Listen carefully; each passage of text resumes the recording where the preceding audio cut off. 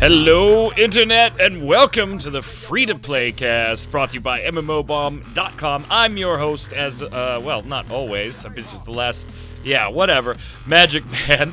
With me, he was here last week. He's here this week, resident pot stirrer. We'll get into that in a second. Mr. Jason Winter, how are you, sir? Obviously doing better than you. I at least know where I'm at and what I'm doing, so. All right. I'm kind of like just all over the place, typing, doing the free-to-play cast, and we got a lot of cool stuff coming this week. Can't talk about it, but it's, there's lots of different stuff dropping on the site this week, so keep your eyeballs peeled. Lots of feedback last week. Even I don't know what's going on. I know, right? They don't tell me anything. Lots of feedback about video format. Most people liked it. Some people wanted a little more gameplay. So we're going to include a little more gameplay during the news topics this Can't week. Blame them. I don't know. I was like, well, it's like, okay, should we show us or should we show a first look video that's 2 years old? I don't know. How about a game that we don't have footage for? Well, it's a MOBA. Let's show League of Legends. I don't know. So whatever. But we're gonna show some more gameplay, even more than we did last week. Last week we threw some trailers in the show, but you know what? Let's just get started, brother. You're the pot stirrer. We're not gonna talk about it. We want people to go and read the article. You just wrote a fun one today on the labor point system for arcades. You actually were kind of okay with it, just maybe some tweaks to implementation, if I read it right. Yeah, although even reading like this one Reddit thread that was all about it, I was like, it's not like they can just change one little thing and everything would be fine. It's like you kind of understand why they did what they did. It's just that they can't work because Korea, All right, guys, let's get started and head straight over to the news. All right, getting started here. We're going to talk about Warframe, so let me queue up a little footage for you guys that want to see some gameplay. Here's some Warframe for you. Woohoo! There it is, the Warframe. So Warframe developers, Digital Extremes, it's been in the forums for a while, a bunch of people talking about it. There was rumors of an acquisition by Perfect World, which everybody kind of was not happy about. And the general reaction was, let's just say it was less than positive, right? Now, that has since happened, but not exactly the way people thought it was going to happen. So in the broad strokes here, and again, we're talking about shared issuings and stock and things, not necessarily voting control of the company based on what stock was sold. But here's the breakdown. Tell me what you think, Jay. We've got two companies involved here. Multidynamic Game Groups, which is actually owned by a food company in China. We'll get back to that one. Sumpo Food Holdings Limited, and Perfect World Entertainment going in on this, owning 61% of the issued for Digital Extremes. Now, Multidynamic Games, aka Sumpo Food, owns 58% of that 61 purchase. Perfect World only walking away with 3. So even if we were 3%, even if we were talking about voting stakes, which we're not, but even if we were, Perfect World's obviously got a very, very small portion of this. All in all, what are your thoughts right off the top before we get into some finer details? Well, from what I've heard, the 3% is so they can distribute it in China. Perfect World can be the distributor in China, so that's like the main part of what they're doing it for, I guess, why they're going to just have that tiny amount. I mean, in terms of Sumpo Food, whatever, it's like... They're the China people. Yeah, that's the group that maybe got them in. Korea or something. I don't remember. It's for one of the overseas distribution rights or anything.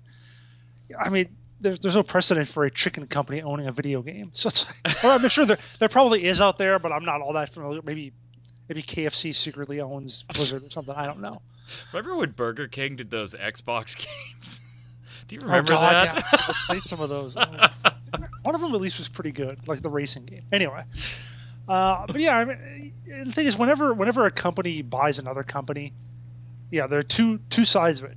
The people getting bought, the fans of the game company or whatever being bought, are just crazy about it. Everything's going to change. It's going to be terrible. It's going to be horrible. The company making the purchase always says, we think everything is going to be just the same. There'll be no interruption in service. Everything's going to be just fine. And it's like, who knows? Honestly, who knows? It never has anything to do with what anybody is saying. It's just what actually happens. So Yeah, this one's a little. First, when I saw the acquisition by Perfect World, I was like, "Oh shit!" I had the same reaction that a lot of the Warframe players had on the forums. I'm not, and we talked about this on Bomb Live yesterday. If you watched that, somebody asked about Perfect World, and because we were playing Neverwinter, I'm not generally a fan of the way Perfect World monetizes things. They don't have a great track record in my book for at least trying or giving the illusion of keeping things fair. It's more just, what can we make the money on? So I kind of was like, oh man, with the rest of the forums. Now, I can understand Sumpo Food becoming a part of this because China is a huge deal, and in order to distribute in China, you have to have a Chinese-based company involved. So I understand that perspective of this, especially with Warframe moving from not only the PC but onto the consoles, and consoles starting to become available in China now with the PS4 and the Xbox One. One is already available, the other soon to be available from everything just a we've note, seen. that's what I'm seeing on a Gama Sutra article. It says Perfect World gets 3%, but also the exclusive rights to publish Warframe on game consoles in mainland China. Right, which is huge. I mean, a billion people tends to do that to you. It tends to want you to get into that market, and Perfect World could not have done it without this larger food holdings company. Mm-hmm. From an overall perspective, I don't think this changes much, does it? Besides, gives Warframe a much broader audience in an area where it hasn't been able to go into because consoles not being available and not having a Chinese holding company involved. And even if you talk about it being part of Perfect World, when Perfect World has bought stuff, mainly you think about Cryptic, you think about Cryptic's City the of big Heroes, one, right? City of Heroes and Star Trek Online. Neither one of those were exactly doing all that great. And I think Champions Online was Cryptic only at first. What was it?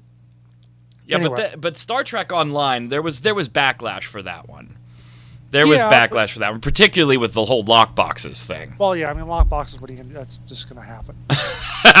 I've just given up on believing anything good could come of those. But I mean, those were both games that were not doing all that great, and so if Perfect World wants to come in and change them, you can kind of understand why. Whereas Warframe, as far as I can tell, is doing pretty well. Yeah. So you wouldn't think they're going to massively change it into something it isn't. And in the actual holdings disclosure, the whole acquisition disclosure, there was interesting financial status for how Digital Extremes is doing right now. Unfortunately, it's really hard to pull those total numbers apart and see just how well Warframe may or may not be doing, because Digital Extremes is involved, obviously, in stuff outside of the free-to-play market and consoles, all that fun stuff. So from everything I've seen, Warframe seems to be holding its own. It's one of those games that I jump into for a couple hours here and there. I'm not a religious Warframe player, but it's definitely just let me unplug my brain and go hack and slash for a little bit. It's one of those for me. Yeah. Raptor released their September usage numbers for everything, and Warframe was number 13 or something. So yeah. So this could have been a hell of a lot worse in my book. Sure. Could have been a hell of a lot worse. And actually, looking at it, just obviously the China growth is going to be great for them. But just separating that out for a minute and looking at the acquisition just from the top, not counting why these companies were involved to get into China, I think this is going to be long-term good for both Digital Extremes and Warframe. I don't see too many of the downsides that the forums and the players were upset about or concerned about when initially it was just Perfect World involved. All in all, this shook out as well as I think it could have for Digital Extremes. Yeah, definitely. Because like you said, I mean, they're not going to... Perfect World isn't the controlling partner in it. It's not like they can just go in and toss in lockboxes all over the place like people are worried about. I mean, who knows how much Sumpo and whatever it's called, the multi-gaming or whatever. Yeah, the only other concern I guess I do have is... with Sumpo being pretty big on this, the 58% of the issued, maybe looking a little more towards Perfect World to be the manager, since maybe they don't have the experience in there. I'm hoping that's not the case. I'm hoping that for them, this is just hey, you know what? This game's doing really well. let's get this into China where there's a lot more people to jump in and we can make some money in the process. I kind of hope Sumpo Food just takes that, or I'm sorry, Multi-Dynamic Game Group. Yeah, hopefully this is all mostly just about them getting into China as opposed Yeah. to having the effect on the North American, European market. All in all, could have been a hell of a lot worse, I think. Mm-hmm. Let's move on here. This is a kind of a... We got a preview this week from Jaeger and Greybox with Dreadnought. Now, first, before we get into the actual game itself, are you a strategy guy? I mean, I used to watch you stream things like Rome, and what was the other one you were streaming for a while? Tropico, yeah. Yeah, you know, Tropico, yeah. Tropico. Tropicana. Copacabana. No, that's Firefall. Right. But I was thinking of the old song. You're a strategy kind of tactical guy, right? Like an RTS guy. Yeah, but I mean, just from a personal standpoint, I look at this and I like big ships shooting lasers at each other. I like it on that level. I don't see it as like a huge strategic game, I guess. So let's chat then. We're talking about Dreadnought, gang. Now, this is by Jaeger and Greybox. This week on MMO Bomb, we posted a 5v5 kind of demo that the team introduced. Now, it's set for 2015 release. You're watching the footage right now. Then, again, it's pre-alpha. Obviously, a bit of a slower take on the PvP. A little more position-based, I guess would be a good way to say it, if you don't want to quite give it the more strategic label that they're trying to give it. But it's definitely a bit slower when you're talking about 5v5. We're not talking EVE thousands and thousands and thousands of people, and there's a reason things are a little bit slow. Although even EVE is pretty fast-paced when you have battles that big. To me, this one looks interesting. I'm intrigued by it, but I don't know if I'd really sit there and play it for hours and hours and hours, at least just based on the very small amount of stuff we have. Basically, a 5-minute trailer and a little bit of an E3 spot that Jaeger did with Spunkify back in June.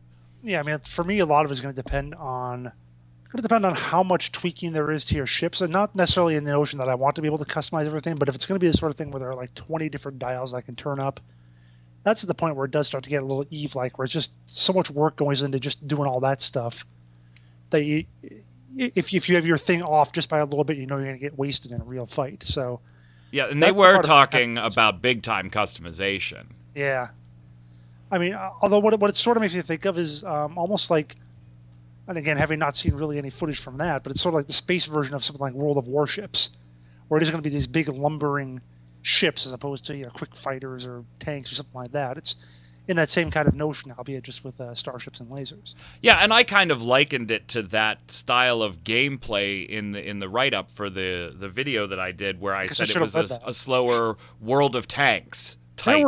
There were pictures and video. I wasn't doing crap. Nobody does that. Nobody reads text. Just click play. Just click play. But I did liken it to that World of Tanks kind of slower feel to it. To be honest, though, I kind of think even World of Tanks is probably a little bit faster action-wise than what we saw in the Jaeger video. I am intrigued by it, though. Customization, yeah. Here's the thing I do wish, though, and in the video we're watching, it's on a planet. It's within an atmosphere. Mm-hmm. This needs to be in space. No, see, I like that it's that. That actually gives you some reason to care a little bit about the terrain. Oh. And it gives you better visuals. Because what they need to do, though, actually, what they need to have is something that we have in like the plane games, like in World of Warcraft or Warplanes or War Thunder, where if your ship blows up, it actually crashes into the landscape and explodes. The notion of just kind of blowing up there and evaporating into dust, that doesn't do it for me. I want to see crashing. You want to see big mountains being taken out. If you're going to have the planet there, I want to be crashing my ship into stuff. Well, I'm sure you could crash, right? You have to be able to crash.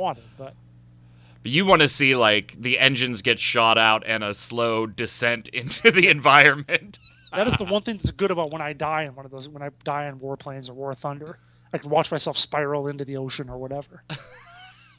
and later in the match, you see all these little smoking husks all around.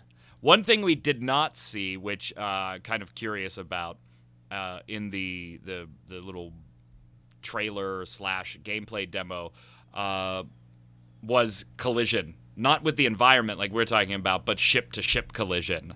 And if it affects anything. I have to believe it does when you're talking about this type of gameplay, right? Yeah, it would seem pretty non-meaty, I guess. I'm trying to think of the word. But it really would seem a little barren if it didn't have that. And some of these little smaller ships are quite fast and able to zip around. So I don't know. I'm definitely interested in it. I'm definitely going to give it a whirl. To me, it looks a touch slow, but if there is that element of positioning and everything being so important in it, I'm okay with the slower gameplay. I just don't want it to feel slower for the sake of feeling bigger. Does that make sense? Yeah, a little bit. The gameplay feeling slow so that the scale of the battle and these ships feels bigger. I don't buy into that. And I'm not a fan if that's the way that we go with this one. Are you going to give this one a whirl? I mean, is it even in your wheelhouse, on your radar at this point? We still got a while before it's coming out. It probably is, but again, like I said, it's probably in that same, like World of Warships, or I almost think of like the mech games, like Hawken or Mech Warrior Online. So I'll try out, see how it plays, but I don't know that was an interesting one too, right? I mean, Mech Warrior kind of adopted the slower lumbering because that's their history, slower style gameplay, and then Hawken kind of said, okay, let's take that gameplay and whoosh, let's ratchet it up, the speed and everything, the intensity, and arguably, neither one's doing all that well, but arguably Hawken is probably doing a little bit better than Mech Warrior Online, which is ironic considering that Mech Warrior had the established IP. So yeah, I'm definitely watching this one. I am interested in it. I'm okay with a slower style gameplay, something that takes a little longer, as long as it's warranted, not just slow for the sake of slow. If that makes a damn bit of sense at all. Almost. All right, I'm going to let you lead this one. Last topic on the news before we head on over to the bombs and the feedback and everything from last week. You got a sneak peek at a game that I think a lot of us, including myself, are keeping an eye on, from United Front Games, Triad Wars. This is the developer behind Sleeping Dogs. This is not a Sleeping Dogs 2. This is the free-to-play Triad. You know what? Although they've said that's still a possibility, Sleeping Dogs 2. Right, but a totally separate project. Yes. Yeah, totally separate project. If it ever exists at all. They're not ruling out a Sleeping Dogs 2, so don't get all PO'd if you're a Sleeping Dogs fan. I like Don't Sleeping get excited Dogs. saying it's coming out now. Right. I like Sleeping Dogs. And Triad Wars I think has some potential, but I'm going to let you lead here first because you actually got a whole stream and you wrote up a nice piece here. So what happened? Well, me and like a few other 1,000 people, whoever all was watching, right? Like a private stream or anything. It wasn't my exclusive look at it, but anyway, yeah, they went on for about half an hour and it was all about the turf, which is sort of like your home base. That's going to be where you build up your criminal enterprise, where you manufacture goods for either delivery or selling to the black market or whatever. And they gave sort of a basic idea of how people are going to be able to like raid your warehouse, not your warehouse because it's actually safe, but raid your operations, how you can do that to the other guys and so on.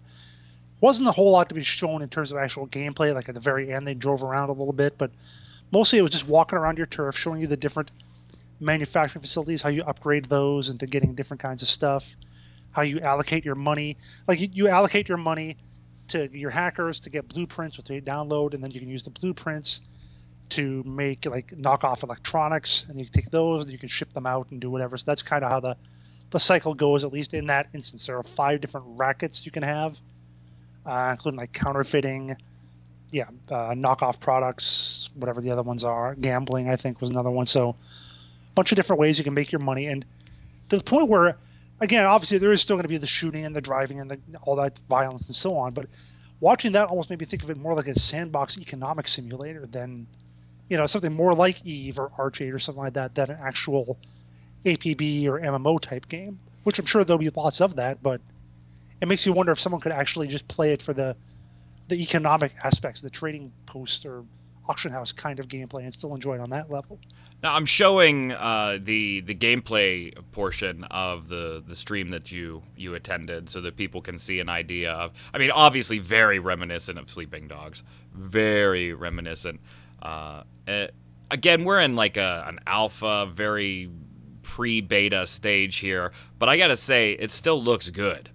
Yeah, it looks pretty good. And just as I even commented to them on Twitter, I said, it's neat that they're not doing an early access alpha. They're just doing a regular beta sign up. Right. So. Right. And I like how they walk into this one room and somebody that's typing all of a sudden stands up over. And he gets knocked over. Yeah. It's fantastic. They were like, yeah, it's alpha. Sorry about that. We'll fix that animation. So obviously we're going to see the comparisons to APB, right? I mean, it's got that feel of the whole crime element. And here's the thing. I think there's a huge market for this game that to this day has remained untapped. Arguably, APB might fill that gap a little bit, but we all know that has a less than stellar history. And really just after, even though it's recovered somewhat, it still has not reached the audience that I'm sure the developers originally intended, right? Which was the GTA Grand Theft Auto audience. Oh, the original developers went out of business after a while. Right, yeah. The second developers, I should say, to be fair. Even Grand Theft Auto and the team at Rockstar, they didn't really get the online portion right. No, it's still pretty simplistic, and they've been promising the heists for years or whatever. But it is still just running and gunning. That's again same with with APB. That's all you do is you drive around and shoot people pretty much. I liked Sleeping Dogs, so I'm a big fan of United Front games. If they can pull this off, there's definitely an audience for this type of thing. And I would play this, this ultimate, and here we're in the same kind of Hong Kong universe, Yakuza type feel to the whole genre instead of Mafia, if you came west with it. I think there is a huge demographic for this game if it can be done right. And so far, just time after time after time, it's not. Mm-hmm. APB's getting another update today, this week, but or is it this week? I don't know. I might be off on the date there, but it's still like, okay, none of the stuff that we wanted is in this game yet. And this feels like ultimate control over your own gang. Go and do it. Oh, and by the way, if you can get to somebody else's facilities before they start funneling stuff to the warehouse, go ahead and feel free to knock them out and take it, too. It's a power struggle. It does sound really cool, and I just wish they could be a little more open about their monetization, because that's gonna that could sink or swim them right there. In fact, they've been really they've been very PR about it. Oh, we don't want anything that people ask them directly, like, oh, we don't believe in this or that. And I was like, okay, well, what exactly do you believe in? so tell me a little bit about the belief system. So yeah, and you're right. And watching the gameplay footage, he just walked into the office and knocked the guy down. And they're going to show here in just a few seconds in this gameplay footage what Jason was talking about when they open it up and have the hackers create different things and move things to a warehouse. So you're going to see that interface in just a second. The one thing that, on the monetization front, that as soon as I saw the interface, I went, oh, shit. I really hope that they don't try and do that type of monetization. Was the timer thing? Yup. The timer-based gameplay that you see on a lot of Facebook and mobile apps where something starts being built, right? And it takes an hour, but if you give us 15 cents, it'll take 13 minutes. Here, and this is what you're seeing right now. They're going to move these plans off to the warehouse and queue up more timers. I really hope they stay away from that. And I'll quote directly from my article. They were adamant about not adopting smartphone game type boost, where the first few times you make something, it takes 2 minutes, but that time frame eventually expands into hours unless you pay to speed it up, of course. And then the direct quote from them was, things you purchase can lead to you getting stronger. So they say they don't want to do the time limit boost, but I'm trying to figure out what they are going to do. Stick to that belief. Please. Yeah. Please. Ugh.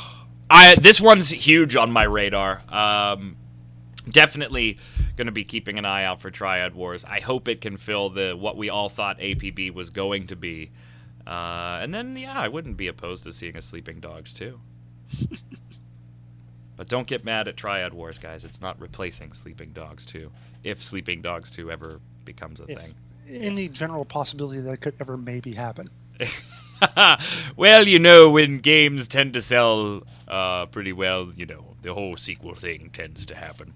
Rocking the porn stash still. Jason, you got a chance to go and watch the recording. So I'll have the porn stash this episode and then 2 more, and then I can finally shave it off. I'll be taking a razor to my show, my last performance. You're not gonna keep around for Movember? No. When I bow for curtain call in the last performance, I'll immediately be going to the dressing room and shaving it off. Oh. I know. You used to rock the facial hair too, way back when. I did occasionally. All right, let's slide over. Said she'd like me without. There you go. That's the wife too, but this I hate it. Anyway, let's go over and let's do the weekly bombs. Mr. Winter, you can go first again, sir. Wow, 2 weeks in a row. I know. All right, I'm going to give an A-bomb to a story that I just learned about this morning. It's kind of all over the place. A-bomb to a developer of an indie game who gave Gabe Newell a death threat on Twitter and got his game pulled from Steam because of it. That seems like a good reason to get your game pulled. Which is just, how on earth do you possibly do that? I mean, first off, he started by screaming in all caps about how terrible Steam was. Which, again, great thing to do when you have a professional relationship with another company, to publicly talk about, not to talk about how bad they are. You can make some complaints or whatever, but to scream. They basically said they were, I don't have the exact thing pulled up. Basically, Steam was a piece of effing S, if you want to. Nice. That's what he said in all caps, basically. And then concluded it by saying, I'm going to kill Gabe. So, not surprisingly, they pulled his game. Huh. Yeah, so, just a hint, if you're thinking about making a game or actually doing anything in the business world, don't say that sort of thing to the guy basically controlling your business. Well, not controlling your business, but controlling your distribution, helping you make money. Isn't the old saying, don't bite the hand that feeds you on this one? It's, whatever. I'm going to give a dub bomb. So since you went A-bomb, I'll go dub bomb. I'm going to give a dub bomb to, I don't know how to pronounce this. Scion? X-Scion? X-Scion? Yeah, I have no Pretty sure it's Scion. The X is, Scion was taken, so they just put an X at the beginning of it. This is a little lesser known game and maybe not all that popular, but I like the decision. So they're making housing available to free-to-play players and the ability to build tribes. So not so much a fan of their work.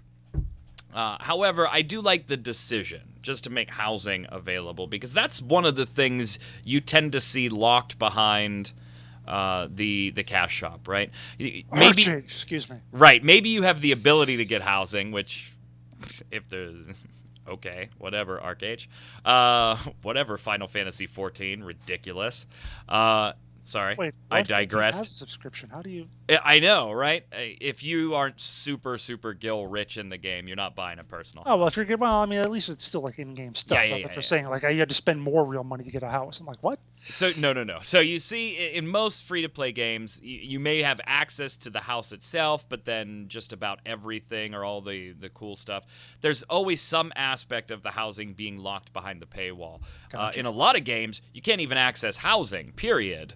Unless you're a sub or you pay the little fees and stuff like that, or you buy the expansions or whatever. They're usually locked behind some type of purchase.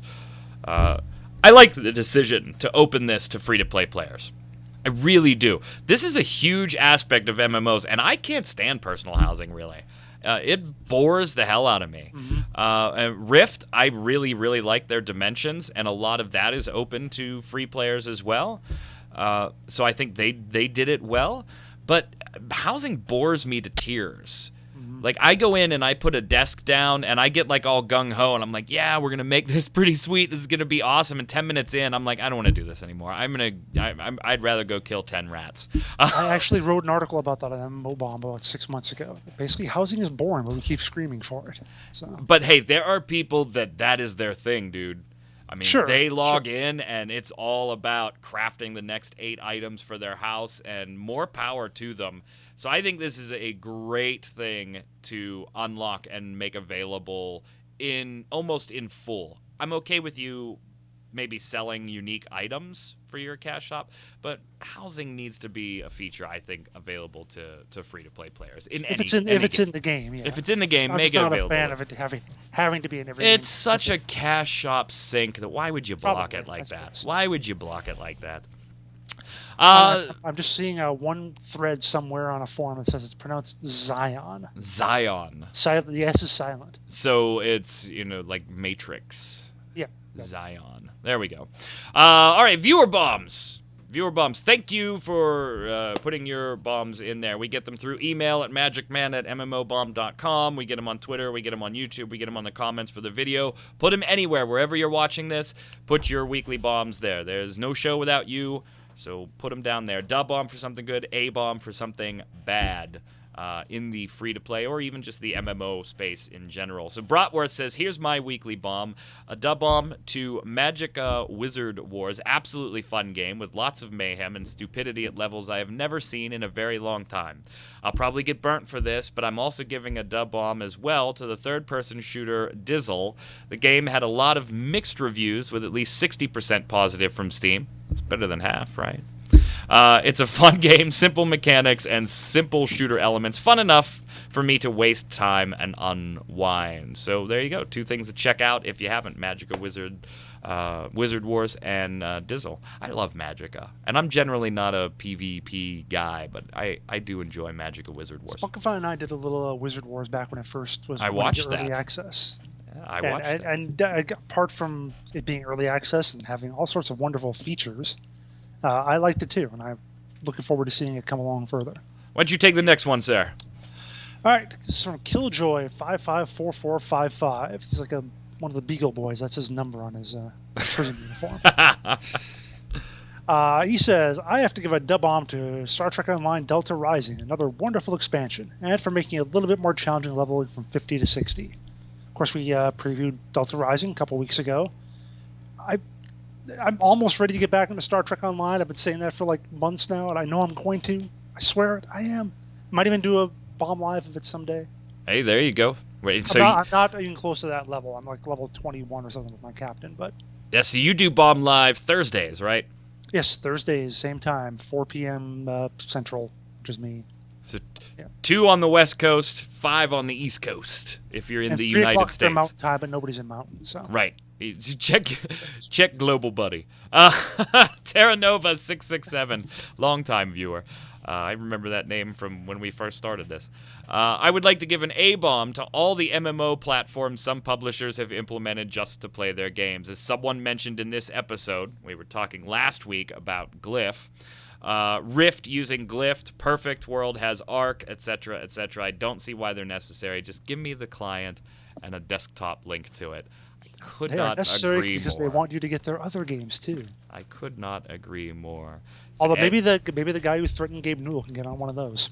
NCSoft has theirs too, right? That's got right. Because I remember having that, the NCSoft launcher, or the NC launcher, whatever they call it. They don't even have a good name for it. At least No. Glyph or Arc is something. But it's just the NCSoft launcher. Yep, that's all it was. I remember that because of how much I used to play Ion. Why don't they just call it Money Suckatron 2000? All right, last week we asked you guys when we were talking about WildStar and its troubles and if free-to-play was the solution, what should Carbine Studios and NCSoft push WildStar into the free-to-play market? Would it help the state of the game, or would it just present its own new set of problems? Spence Dog, my man Spence Dog, shout out.